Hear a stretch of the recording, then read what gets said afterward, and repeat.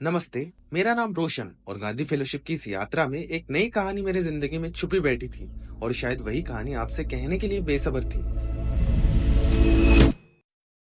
वैशाली जिले के लालगंज ब्लॉक के बसंता जहानाबाद पंचायत में नेशनल पंचायत राज दिवस के लिए कुछ इम्पैक्टफुल करने की सोच चल रही थी। तब पिरामल फाउंडेशन के फेलोज ने एक आइडिया दिया, क्या होगा अगर इस बार हम बच्चों का मंच बनाएं, एक ऐसी ग्राम सभा जहां सिर्फ बच्चे बोले, वो भी अपने शब्दों में।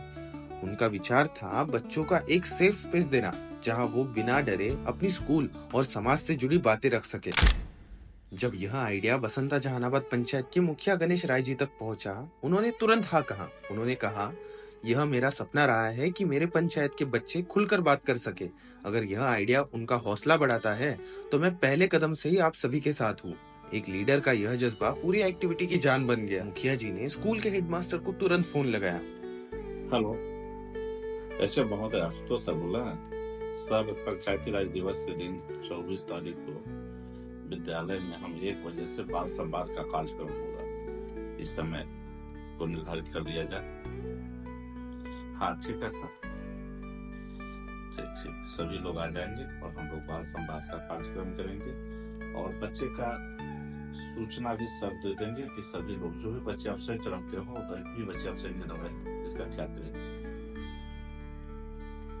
ठीक सर, बहुत बहुत धन्यवाद सर। हेडमास्टर ने बिना किसी देरी के हाँ की और बोला, हम पूरे स्टाफ के साथ आपके साथ हैं। अगले कुछ दिन फेलोज और प्रोग्राम लीडर स्कूल जाते रहे, हर क्लास में जाके बच्चों से बात की, उन्हें समझाया कि यह उनका मंच है, उनका हक है। वो बच्चों को बोलने के लिए इंस्पायर करते रहे। तुम्हारा सवाल ही तुम्हारा फ्यूचर बदलेगा, डरना मत। लड़के लड़कियों दोनों को अलग अलग से समझाया गया, उनके इश्यूज पर क्लियरिटी दी गई और कॉन्फिडेंस बिल्ड किया गया। उसी वक्त दिन तय हुआ, जगह फाइनल हुई और ग्राउंड वर्क शुरू हो गया।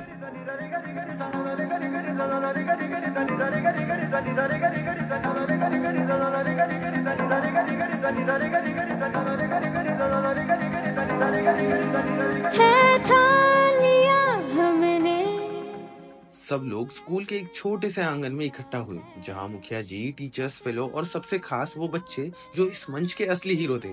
बच्चों ने खुलकर अपने स्कूल की समस्याओं को रखा, जैसे कि कुछ क्लासरूम में टीचर्स की कमी है, टीचर की बहुत कमी है विद्यालय। एक समस्या आया कि शिक्षकों की कमी है। जैसे ही इन्होंने आज जिस बाल संवाद के माध्यम से मुझे जो समस्या मिला, इस पर मैं उच्चाधिकारी को मैं पत्राचार करूंगा और मैं चाहूंगा कि मुझे पर्याप्त शिक्षक मिले। क्या हो? पानी की सुविधा पूरी नहीं होती, गर्ल्स टॉयलेट प्रॉपर नहीं है, कभी कभी स्टूडेंट की अनसेफ्टी इशू भी होता है। यह सब सुनने के बाद फेलोस ने एक छोटी सी आग जगाई। उन्होंने पूछा, अगर स्कूल की हर प्रॉब्लम का सॉल्यूशन सिर्फ सरकार पे छोड़ दिया तो हमारा रोल क्या बचा? क्या हम खुद कुछ छोटी छोटी शुरुआत कर सकते हैं? बच्चों ने सोचा और फिर लड़कियां और लड़कों ने कुछ अमेजिंग सॉल्यूशंस दिए, जैसे कि हम ग्रुप बनाकर एक एक क्लास की सफाई की जिम्मेदारी ले सकते हैं, जैसे कि जब टीचर्स नहीं होते तब हम खुद एक दूसरे को पढ़ा सकते हैं। गर्ल्स की सेफ्टी के लिए एक ग्रुप बनाएं जो छोटी प्रॉब्लम्स डायरेक्ट टीचर्स को बताएंगे। साथ ही मिड डे मील और हैंड वॉश के समय प्रॉपर लाइन और हाइजीन मेंटेन करने के लिए एक मॉनिटर सिस्टम बनाएंगे। यह वो पल था जब समस्याओं से ज्यादा समाधान दिखे। बच्चों ने यह दिखाया कि अगर विश्वास मिले तो लीडरशिप उनके अंदर ही होती है।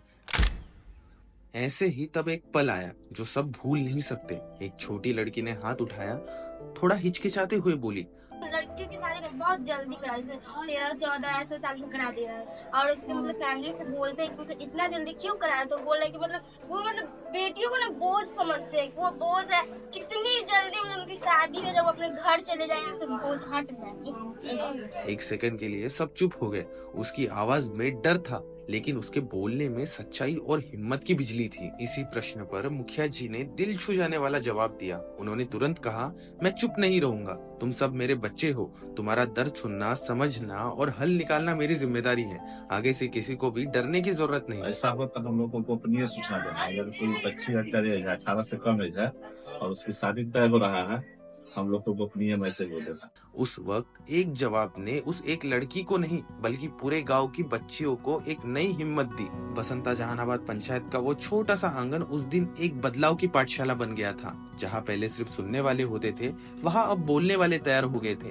एक लड़की का साहस, एक मुखिया का विश्वास, एक फाउंडेशन का विजन और एक फेलो की लगन सब मिलकर एक ऐसी जगह बना गए थे जहाँ आवाज को ना रोका गया ना तोड़ा गया, सिर्फ सुना गया। उस दिन किसी ने सोचा नहीं था कि एक बच्ची बाल विवाह की बात करेगी, ना ही किसी ने सोचा था कि छोटी छोटी उम्र के बच्चे इतने बेहतर सॉल्यूशंस देंगे।